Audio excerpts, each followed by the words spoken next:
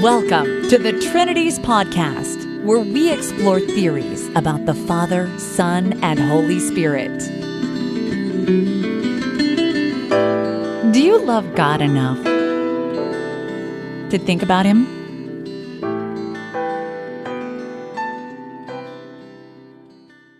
Episode 206, Florian Fischer, a slightly opinionated introduction to philosophy of time. This is the first in a series of special episodes of the Trinities podcast. These are the presentations given at a one-day international workshop held on the 12th of August 2017 at the University of Bonn in the great nation of Germany. Analytic theology, that is, philosophically informed theology, is thriving right now. So is philosophy of time. The two can't help but interact. And in this series, you're going to find out about some of the latest developments and the different clashing positions in the field. Special thanks go out to Dr. Ryan Mullins, Analytic Theology Fellow at the School of Divinity in the University of St. Andrews. You may remember him from Trinity's podcasts episode 141 and 142, in which we discussed his excellent book on God and time, and also his views on what's been called classical theism. It was Dr. Mullins who agreed to bring my recording equipment to Bonn. Thanks a lot, Ryan. Appreciate it very much. Thanks also go to the workshop organizers, who were Florian Fischer, Johannes Grossel, and Sascha Hilgert. The conference was organized and supported by the Society for the Philosophy of Time. I've got the link for their website on the blog post for this episode, so check that out if you're interested. And the Templeton Foundation also chipped in, so thanks go to them as well. Mr. Fischer is a PhD student and research assistant at Bonn. He's already earned his MA there. His thesis was called The Problem of Persistence in Minkowski's Space-Time. He specializes in laws of nature, dispositions, and persistence, and is also interested in philosophy of science, logic, and philosophy of time more generally. He's published on several of these topics and given numerous talks about them. His abstract for this paper is as follows. There are several intertwined debates in the area of contemporary philosophy of time. One field of inquiry is the nature of time itself. Presentists think that only the present moment exists, whereas eternalists believe that all of space-time exists on a par. The second main field of inquiry is the question of how objects persist through time. The endurantist claims that objects are three-dimensional wholes, which persist by being wholly present, whereas the perdurantist thinks that objects are four-dimensional and that their temporal parts are the bearers of properties. The third debate in the field of contemporary philosophy of time is about tense versus tenseless theory. Tensors are at odds with detensers about the status of the linguistic reference to the present moment. I fully realize that some listeners will find this material difficult, but I encourage you to plunge boldly in. You don't only want to hear people just repeating back as much as you already know. You want to hear people that know more than you, people whose understanding is beyond yours. This is how you stretch yourself. This is how you open up new vistas, new avenues of thought. You find deeper, complicated material and you stick with it. It might take several passes to really get it. But each time through, some new rays of light penetrate. One last note, if you really want to follow along and learn from this presentation, you might also want to read the published version of this paper. It was published in 2016 in a journal called Kriterion, Journal of Philosophy. He's posted this on his site, and I'll have a link to that on the blog post for this episode. Here then is Mr. Fischer with his talk, A Slightly Opinionated Introduction to Philosophy of Time. There are several intertwined debates in the area of contemporary philosophy of time. One field of inquiry is the nature of time itself. Presentists think that only the present moment exists, whereas eternalists believe that all of space, time, exists on a par. The second main field of inquiry is the question of how objects persist through time. The endurantist claims that objects are three-dimensional wholes which persist by being wholly present, whereas the perdurantist thinks that objects are four-dimensional and that their temporal parts are the bearers of properties. The third debate in the field of contemporary philosophy of time is about tense versus tenseless theories. Tensors are at odds with detensers about the status of the linguistic reference to the present moment. These are only very crude characterizations, and it's even disputed by some advocates of the corresponding positions that they are accurate. However, this very sketchy picture already reveals a fundamental difference. The eternalism-presentism and the endurance-perdurance discussion belongs to the field of metaphysics, whereas tense is, in the first instance, a linguistic phenomenon. Quote, "Among the many fields of philosophy, there are two that are more intimately interconnected than most, but whose practitioners have too long pursued relatively independent paths. On the one hand, there are philosophers of language, who have devoted much attention to the indexicals now, etc., temporal operators, it has been the case, etc., and tensed sentences. On the other hand, there are philosophers of tensed and tenseless time, also called A or B time, dynamic time or static time, etc. Jochik and Smith's claim, unquote, Jochik and Smith's claim can be generalized for philosophy of time as a whole. They are prima facie distinct debates about the nature of time, the persistence of objects, and the reference to the present moment. However, these debates are interrelated, and the positions held regarding one of them may have implications upon the options for the other debates. And even if systematic links between the debates have to be rejected, the choice in one debate often de facto mirror the choices in the others. Quote, "The line between philosophy of language and metaphysics is blurred, and one is tempted to view them instead as a continuum." Unquote. So this introduction proceeds as follows. In the first section, I will talk about the nature of time, this first debate. Then I will talk about the persistence debate, and then about the debate about tense. And then shortly I will mention some package deals and how they're related, just to get you up on what's now discussed in like philosophy of time. Okay, so firstly we start with the eternalism-presentism debate, the debate about the nature of time. Eternalists and presentists debate about the nature of time. While presentists think that the present is ontologically outstanding, eternalists hold that the whole space-time is ontologically on a par. Or, put differently, quote, "According to the presentists, only the present entities exist. According to the eternalist, past and future entities also exist." Main works of eternalism include David Lewis on the plurality of worlds, William Van Orman Quine's Word and Object, Ted Sider's four-dimensionalism.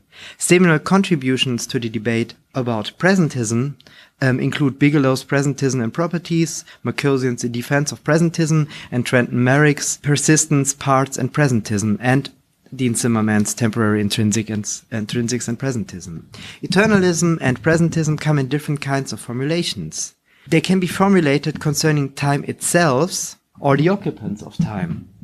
I will not discuss here whether these formulations are equivalent, since for our introductory purpose it suffices to sketch the big picture. In the time formulation, Ted Sider, an eternalist, characterizes presentism as the doctrine that only the present is real. Here, he's talking about time itself. So according to Sider's presentist, every non-present time is not real. The future is not yet real, and the past not anymore, one might to add. When formulated with the occupants in mind, the debate is about what there is, or about what the range of things to which we are ontologically committed. Sider writes, a presentist thinks that everything is present, more generally, that necessarily it is always true that everything is then present. Here, the contrasting class does not consist of other times, future and past times, but of non-present objects. Dinosaurs do not belong to the everything, since they are not present, according to Sider's presentist. Phrasing it in slightly more formal terms, the everything suggests a general quantifier. Together with the mantra that to be is to be the value of a bound variable, we can characterize presentism in the way Ned Mercosian did. According to presentism, if we were to make an accurate list of all things that exist, i.e. a list of all things that our most unrestricted quantifiers range over, there would be not a single non-present object on the list. As some have argued, the presentists cannot even articulate their own view consistently. Formulations matter a great deal here. Note that Sider speaks of real, while Merkosian uses exists. Asks whether Socrates exists, the present could give the plausible answer, no, he existed. The presentist thus could acknowledge that Socrates is presently not existing. However, this denial does not imply that Socrates is on a par with Santa, according to the presentist. In contrast to Santa, Socrates, as far as we know, existed. Socrates exists used to be true, while Santa exists was never true. The presentist thus neither has to bulldoze the difference between Socrates and Angela Merkel, nor the difference between Socrates and Santa. In contrast to this, it sounds much more implausible to say that Socrates is not real just because he is not present. We leave the matter to be and turn to the presentist's antagonist, eternalism. Eternalism states that there are such things as merely past and future entities. You may have noticed that this is the occupant formulation, and that with there is we have an existential quantifier. Sider's formulation is quite careful. The merely excludes entities which are also present, entities with which the presentist in Sider's fashion would not have a problem. Furthermore, the existential quantifier is very modest. One merely past entity suffices to make there are such things as merely past and future entities true. Thus, even at the last moment of time, where there are no future entities, Sider's formulation could still differentiate presentism from eternalism. Trenton Merrick supplies a time formulation of eternalism. Eternalism says that all times are equally real. The presentist could actually agree in wording to this, if not in spirit, of course. For the presentist, the all will range over the present only. It is thus trivially true for her that all times are equally real, as there is only one time. The idea behind the time formulation of eternalism is clear, however. There are times other than the present, and these are as real as the present. It is not the case that the future and the past subsist, while only the present exists. Even my earlier formulation that eternalists believe that all of space-time exists on a par is not enough to define eternalism, since all of space-time could be unreal. Then it would be on a par, but not in the way that the eternalist wants. The formulation may suffice to distinguish presentism from eternalism, however. Merrick also offers a different characterization of eternalism. Objects existing at past times and objects existing at future times are just as real as objects existing at the present. This is the occupants formulation, obviously. Once again, I would query that the presentist must not deny the reality of merely, which Merrick does not mention past and future objects. But maybe non-existing real entities seem strange. Let's fight squaldiness with abundance and hear another characterization of eternalism, this time from David Lewis. Quote, "There is nothing so far away from us not to be part of our world. Anything at any distance at all is to be included. Likewise, the world is inclusive in time. No long gone ancient Romans, no long gone pterodactyls, no long gone primordial clouds of plasma are too far in the past, nor are the dead dark stars too far in the future to be part of this same world." Unquote. Lewis, admittedly rhetorical brilliant, quote, nicely captures the egalitarian tendencies of eternalism. All times are part of this same world, and time is like space. The former we have heard before, while the latter offers a new aspect of eternalism. Eternalists often overemphasize that time is just one dimension of space-time and thus hold that time and space are alike, or at least that, quote, time is very much like the dimension of space, unquote. They believe that X is later than Y is just another transitive, irreflexive, asymmetrical relation like X is left of Y.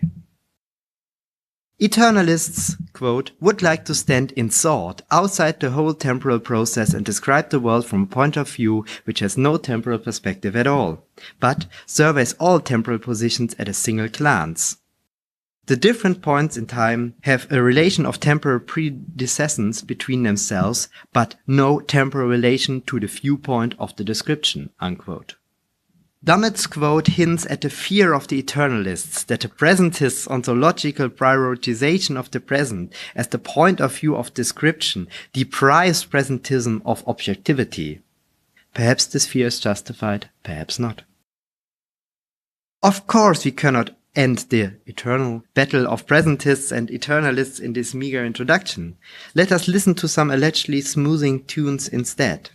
Quote, these two ways of thinking, the way of time and history and the way of eternity and of timelessness, are both part of man's effort to comprehend the world in which he lives. Neither is comprehended in the other nor reducible to it. This quote by Oppenheimer can be used to challenge the very foundation of the eternalist-presentist debate. Maybe there are not two mutually exclusive alternatives.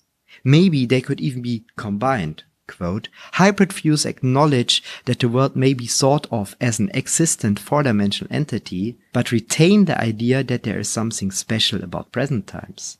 Unquote. With this, Greg Callender hints at a possible combination of eternalism and presentism.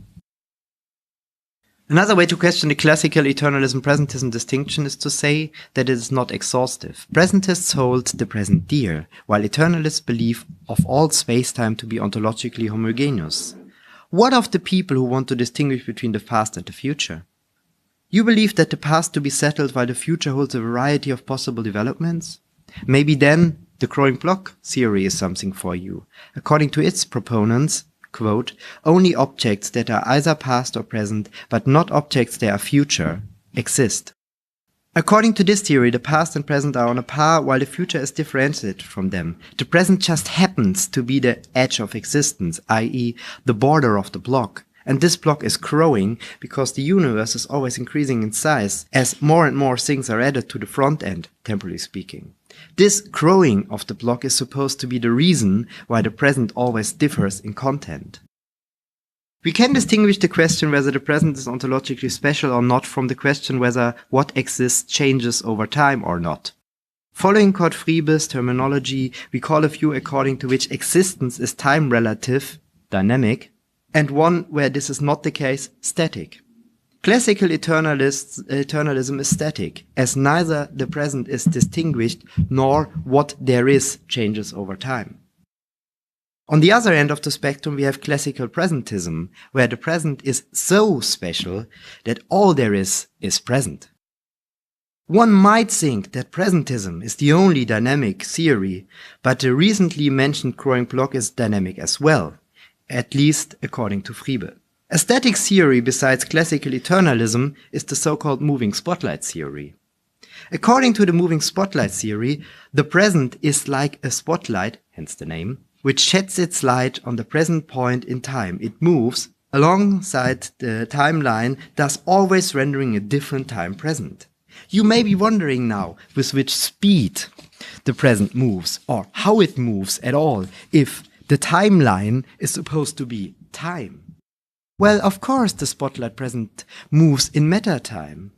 If you find meta-time suspicious and suspect that movement in meta-time needs meta-time to be explicated, then you are in the midst of McTaggart's argument. Quote, tense realism is the tenet that tense determinations such as being past, present or future are amongst the ingredients of temporal reality. Famously, McTaggart maintained that the reality of time implies tense realism, but argued that tense realism is incoherent. Unquote. The literature on McTaggart's alleged proof of the unreality of time is legion, and we cannot go into it here, but note that his contradiction charge is alive and kicking. These problems of a relatively moving present hint at why the presentist cannot take the whole of space-time as ontologically prior and then distinguish the present. This would lead right into the contradictory arms of McTaggart. The presentist must think of the present as ontologically prior and of space-time as derivative. This does not imply a denial of the reality of non-present parts of space-time, like the presentist must not deny the reality of dinosaurs. Be that as it may, we now have to go on and turn to the question of persistence. When the Trinities podcast returns, two different views about how real things last through time.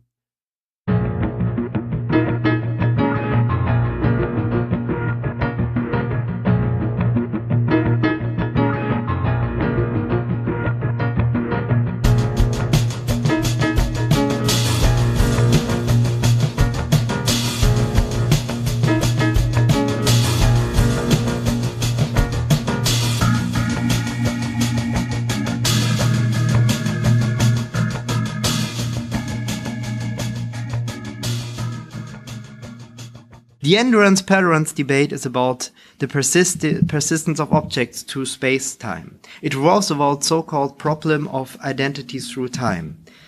There is an immanent contradiction with Leibniz's law for changing objects. To see this, we must first get a grip on the concept of change. A theory of change is necessarily concerned with the persistence of objects or systems through time, and thus a criterion for change is that something persists through the change. It is a different situation whether a red ball is replaced with a blue one, or whether a red ball turns blue. So one benchmark for a theory of change is to distinguish change from exchange. Call this continuity. A second benchmark for a theory of change is, which sounds almost trivial, that there needs to be a change. I call this neutrally difference, as it may consist in something else. For example, for Kant, a persisting substance changes by exchanging its properties, meaning that the change of one entity can consist in the ceasing and beginning of other entities. However, there is more to difference. The properties which are exchanged must be incompatible in order for there to be change.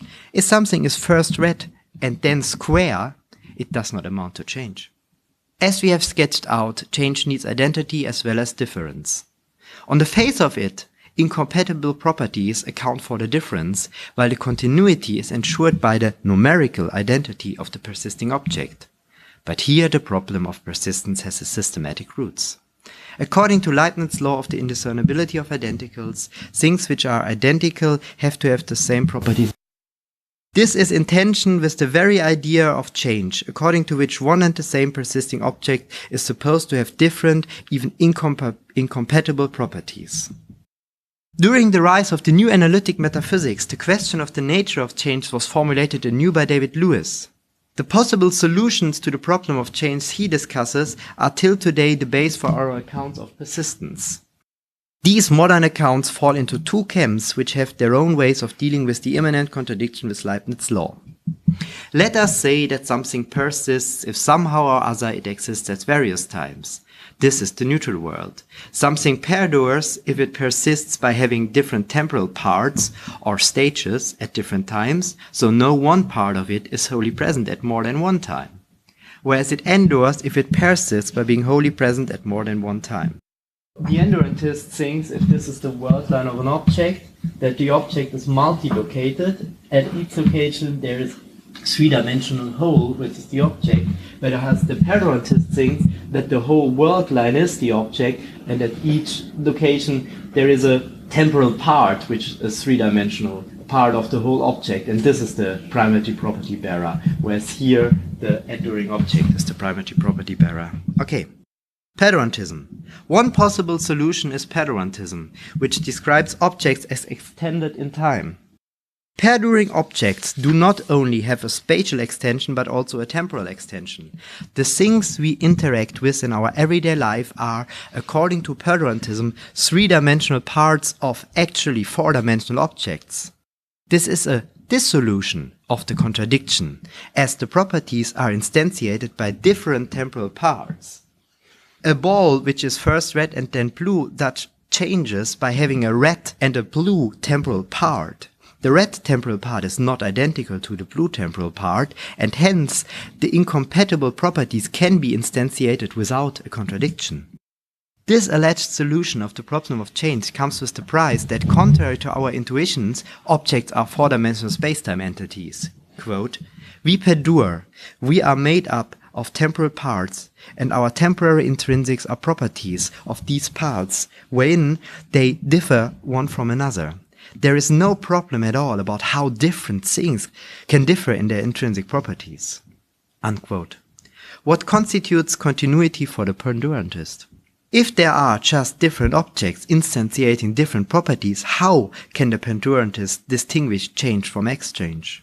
The obvious answer is that the objects in question are temporal parts.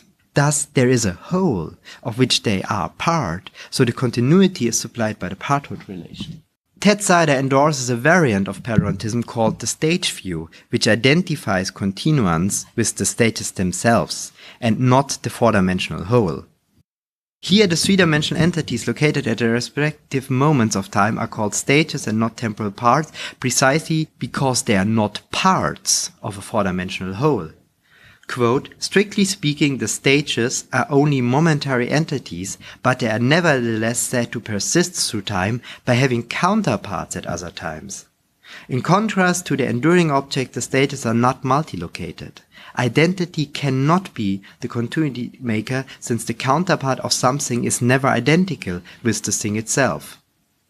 The stages do not persist themselves, as they are confined to the respective temporal locations, but the stage view is nevertheless an account of persistence, since the counterpart relation establishes continuity. One could launch a version of the famous Humphrey objection against perdurantism counterpart, CP. If the continuants of our everyday ontology are stages and these only have the temporal properties of their respective points in time, then it is hard to see how I can have any non-present properties. Sider answers to this with a variant of a reply to the original Humphrey objection. Quote, "I do have various tense properties, such as the property of futurely being not straight, but this is no more a lack of straightness than its being possibly not straight." Unquote. Notably, David Lewis, who holds a counterpart theory for crossword identification, does not posit a counterpart relation between the three-dimensional, one-time located perdurantistic property bearers. Without arguments, however, this would be an ad hominem to ignore it as a possible unifier. Lewis states, quote, "Perdurance, which I favor for the temporal case, is closer to the counterpart theory, which I favor for the modal case. And sure, perdurance is closer than endurance, but counterparts would be even closer." Lewis gives us a hint of why he rejects counterpart perdurantism. Quote, "Counterpart theory concentrates on the parts and ignores the individual composed of them." Unquote. Thus, it is questionable whether the inner world counterpart account in spirit really is a perdurantistic solution, or if it should better be pigeonholed as an endurantistic solution. Let's have a closer look at endurantism then. Endurantists respect the everyday intuition that objects are three-dimensional entities. Thus, enduring objects are multilocated, as they are located at every time of their existence. The endurantist takes the alleged more intuitive route of three-dimensional objects. Therefore, the solution of the perdurantist is not possible for him. Perdurantism can be understood as time indexing the object. Parallel to this, the alleged solution of the endurantist can be depicted as temporally indexing the predicates. Call this view indexicalism. Object O being f at t1 is reinterpreted by the indexicalist at O is ft1 or ft1o. This is not satisfactory, because an object which remains red would always instantiate different properties, red t1, red t2, red t3. In the light of this criticism, adverbialism was invented. Here the copula is amended with a temporal index, or a temporal adverb, hence the name adverbialism, is added to the sentence. So either the ball is T1 red, or the ball is T1ly red. In the debate, the name adverbialism is used for both versions, but sometimes the temporal adverb variant is taken to be the stronger one. Without taking a stance on this, I will name the index copula variant copularism. It may turn out to be that metaphysically there is no difference between the two, or that copularism is a subspecies of adverbialism. Still, it helps to have the conceptual resources to distinguish them. Lewis depicts endurantism differently. Contrary to the surface appearance, intrinsic properties like shapes are not really properties. They are, quote, disguised relations, unquote. Object O stands in the F relation to time T1 and in the G relation to time T2. Call this variant relationalism and add it to our list of solution candidates for the problem of change. An additional alleged solution, in fact one that Lewis discusses, is presentism.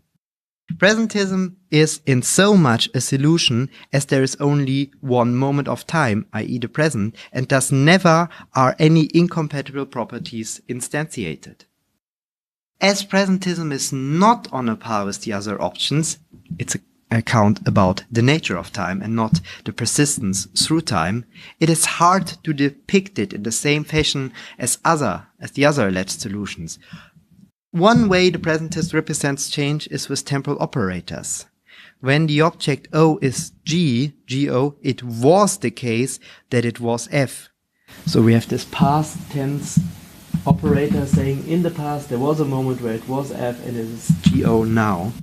Because, quote, while the eternalists can give the truth conditions in terms of quantification over past objects, the presentist has to resort to irreducible tensed operators, which he does not take to commit her to the existence of past objects, unquote. According to Lewis, however, presentism rejects endurance, because it rejects persistence altogether. Lewis thinks that for a presentist other times are on a par with fictions, and that she does not give an account of persistence. But, at least according to her own claim, the presentist can distinguish between dinosaurs and unicorns. Only the former have been present, while the latter, sadly, will never have been present. True, quote, opponents of presentism have often argued that the presentist has difficulty in accounting for what makes presentably true past tense propositions true in a way that is compatible with her metaphysical view of time and reality, unquote. So I merely want to note that Lewis' argument is a non sequitur. From the presentist's denial that the present is on a par with other times, it just does not follow that other times are on a par with fictions. A further possibility is to take the relation of property exemplification E as time-dependent, ET1OF. This solution takes shapes to be index-free properties and accepts the existence of points in time besides the present, just like Lewis' own solution. It is in no need, however, of temporal parts. It goes back to a proposal by Uwe Meixner. Actually, Meixner presents a slightly different version with a three-place relation of property exemplification E3, which relates an object, a time, and a property. E3OT1F. I call these proposals in honor of their, as far as I know, inventor, Meixnerism ETN and Meixnerism E3. For both versions, the relations can either be one of second-order logic if the relatum is a property like capital F or capital G, or it can also be formalized in the first-order logic, taking the corresponding singular terminus redness corresponding to the property of being red, or small f and small g. I take no sides here. Maybe the choice is between logical simplicity and metaphysical dubiousness. Maybe it doesn't matter. Note that Meixner himself uses small f as a proper name for a universal. This is like an introduction to the possible ways how the eternalism, the endurantist, presentist, perdurantist debate can be framed. There's Jeffrey Brower's neo-Aristotelian endurantism. There's my own proposal, perdurantism, which is not on there. But this is just to give you an introduction that is the field of possible views is a little bit more complicated than when Lewis wrote his paper and said there are three solutions and two of them don't work. There are more than three solutions.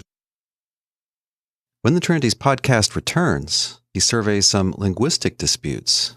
Could we in principle say everything that needs to be said about this temporal world using atemporal language? And is there anything in reality that corresponds to the tenses of our human languages? To put it differently, past, present, and future, are those only features of grammar, or are they also features of the objective world?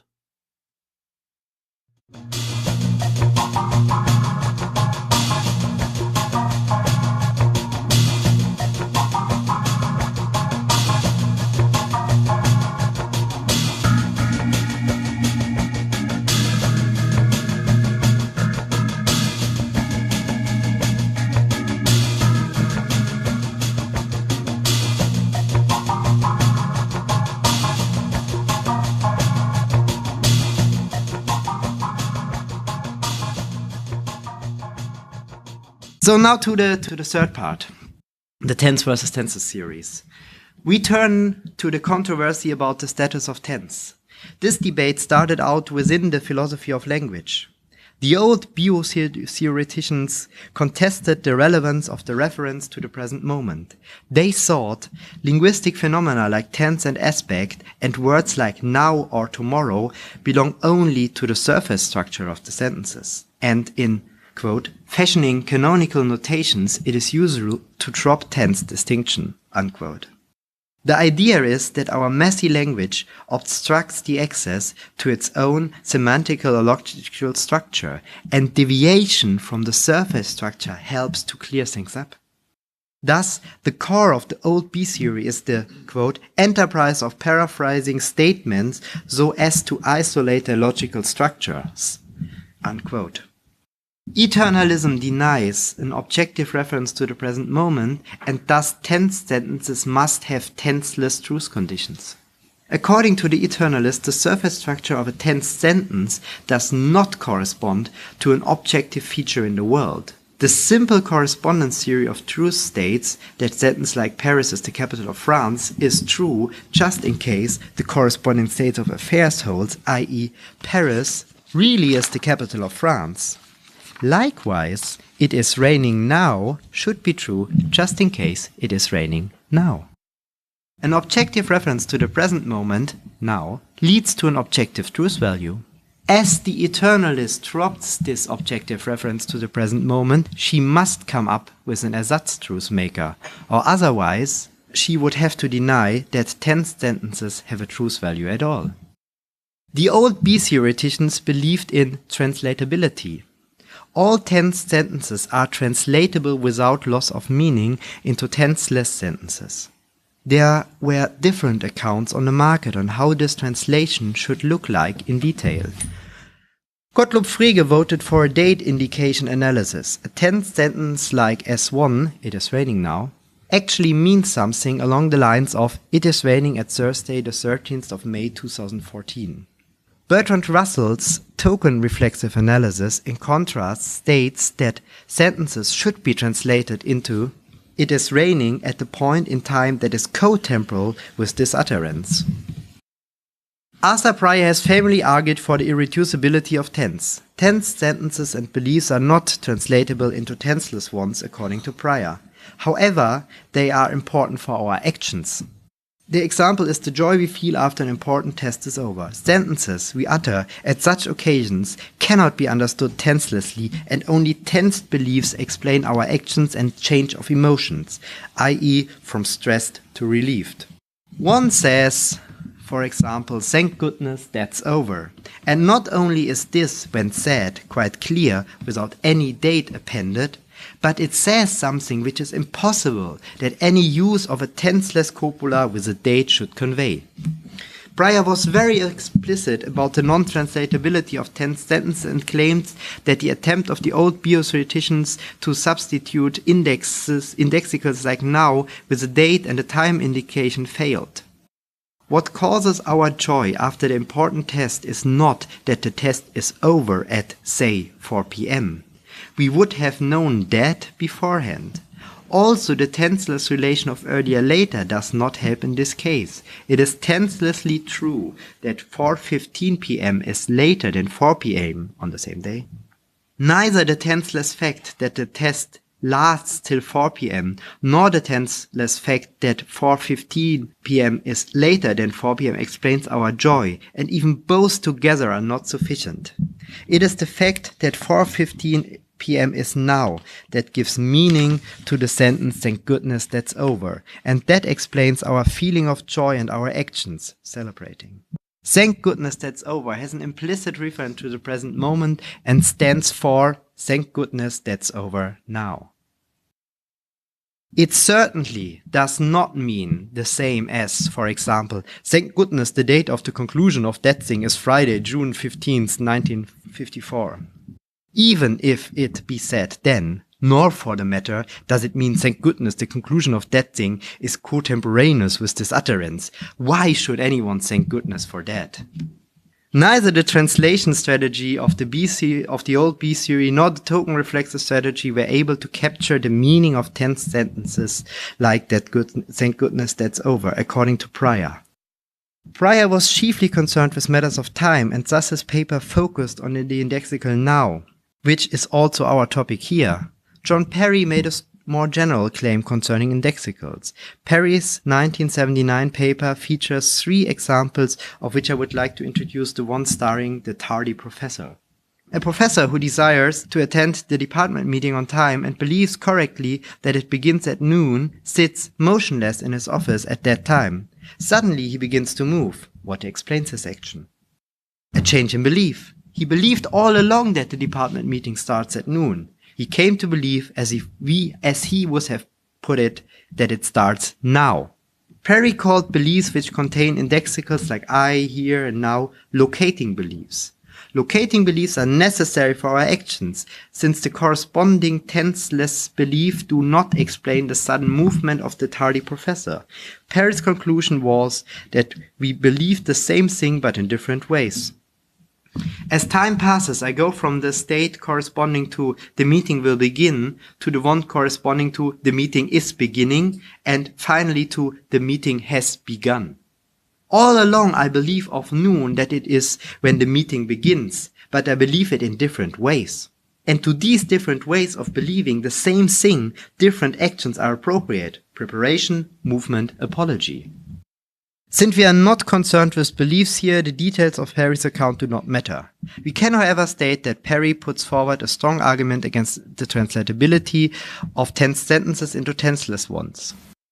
After Pryor and Perry, it has generally been accepted that tense sentences and beliefs are necessary for our actions and that they cannot be translated without loss of meaning into tenseless ones. The new tenseless theory of time, NTT, differs from the old B theory by acknowledging the irreducibility of tense sentences. So even B theories accept that there are sentences whose truth values depend on time. The NTT thus incorporates more dynamics as one would expect. But still, the NTT is an eternalistic theory, i.e. every point in time is ontologically on a par and there is no objective reference to the present moment. So how does a non-tensed worldview go alongside with irreducible tense sentences? The entity exploits the fact that the surface structure of a sentence can deviate from the structure of the truth maker of the sentence. According to the old B theory, tense sentence could or even should be translated into tenseless ones. But after Pryor and Perry, this thesis must be dropped. Quote, recent defenders of the tenseless view have come to embrace the thesis that tense sentences cannot be translated by tenseless ones without loss of meaning. Unquote. The new B theoreticians still call their view tenseless, but this tenselessness now concerns the structure of the world. The link between metaphysics and language became much tighter. One can only truly be called a B theoretician nowadays if one holds a tenseless worldview. Quote, tensed discourse is indeed necessary for timely action, but tensed facts are not. Unquote. Tensed beliefs can vary in their truth value, but tenseless ones do not change their truth value. Tenseless truth conditions can be given for every tensed belief according to the NTT. Tensed sentences may have different truth values, thus must have different truth conditions. This is at odds with the plausible claim that any sentence, and thus also a tensed sentence, has the same meaning in every context. The champion of the entity, David Hugh Mellor himself, agrees that, quote, truth conditions must surely supervene on meaning, unquote. A sentence like "it is raining now" has the same meaning always and everywhere, but it seems that according to the entity, the sentence must change its truth conditions since it must be made true by different tenseless facts at every time. Only a tense theoretician can maintain that "it is raining now" has the same tense truth conditions in every context, namely that it is true if the tensed fact that it is raining now occurs. At first glance, it seems that the B theoretician could just posit a different reduction strategy to acknowledge Pryor and Perry's argument. Instead of translating the tense sentences, she claims that there are different tenseless truth conditions for every token of the sentence. As we have seen, however, this contradicts the claim that a sentence has the same meaning at every time and thus that truth conditions supervene on meaning. Mellor's entity from real-time 2 is supposed to solve this problem. Mellor claims that a token of a tense sentence is tenselessly true and has only one truth condition. This acknowledges the variability of truth value on the type level. If a token of a tense sentence is true, then it is atemporally true, made true by a tenseless fact. With this distinction between type and token in place, Mellor can account for the stable meaning of a tense sentence. In his first attempt, Real Time, Mellor understood the meaning of a tense sentence as a function from utterances to truth conditions. Due to strong critique, he changed his position, and in Real Time 2, he understands the meaning of a tense sentence as a function from B times to B truth conditions. Meaning is concerned with sentence types, according to Mellor. Tenseless sentences have constant functions as their meaning, while the functions of tensed sentences can be non-constant. The possibility of variation in the truth conditions, the codomain of the function, allows for the variability of truth value. We have introduced the dynamic-static distinction in the concept of the presentism-eternalism debate. A quick reminder. A view is dynamic if existence is time-relative, otherwise static. In section 3, we have introduced the distinction between A and B theory. Combining both leads to 4 time-reality combinations. Classical eternalism is a static B theory and classic presentism is a dynamic A theory.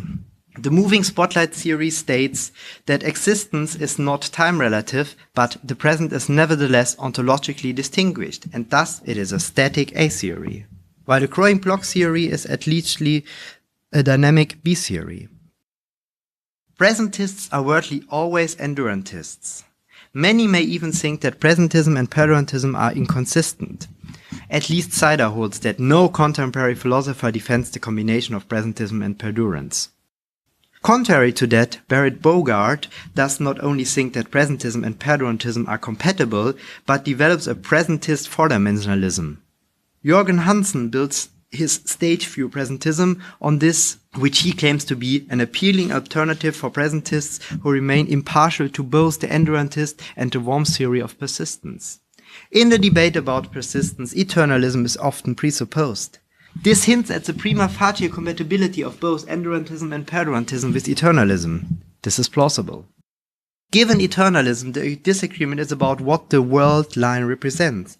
Perdurantists think that this is the whole object, whereas endurantists believe that the word line to represent the history of the object, as the figure has shown. So perdurantism seems to come pack and parcel with eternalism. It is certainly true that most, if not all, four-dimensionalists presuppose eternalism, unquote. The endurantist is at least prima facie free to choose, however. The combination of eternalism and perdurantism is called manifold theory.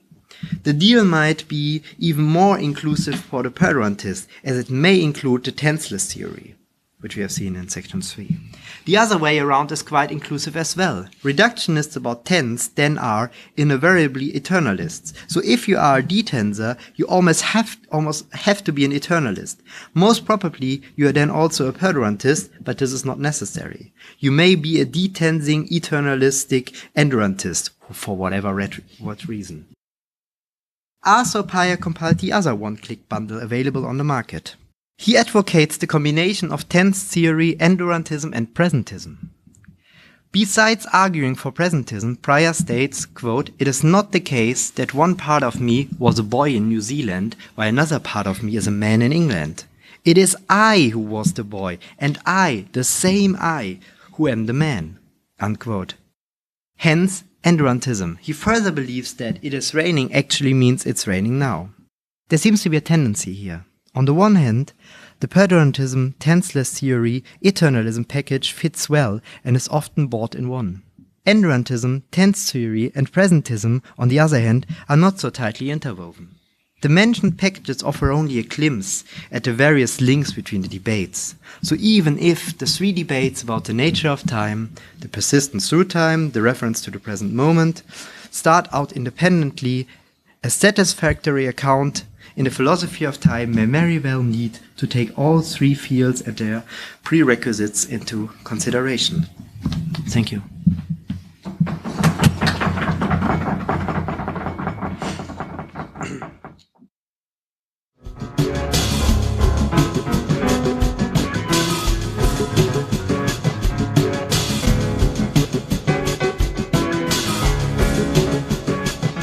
This week's thinking music has been the track Traveling in Your Mind by Loyalty Freak Music.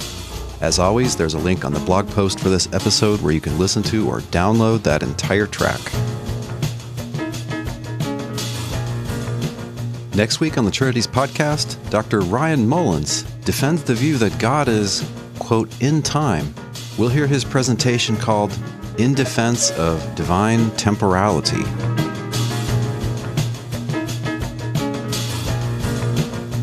If you love the Trinities podcast, please share this episode on social media like Twitter or Facebook. And help other people to find the podcast by giving us an honest rating and review in the iTunes store for your country. You can also support the Trinities podcast by giving a certain donation per episode. If you're interested in that, please visit patreon.com/trinities.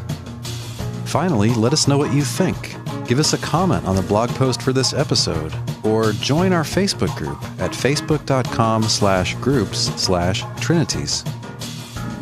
The Trinities podcast is supported by and made for thinking believers like you. Thanks for your support, prayers, and encouragement.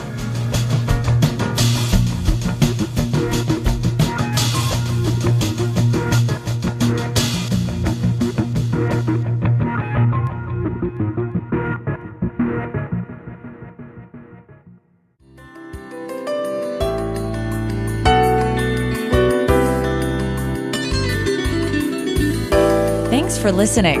We'll see you online at trinities.org. Till next time, don't forget to love God with all your mind.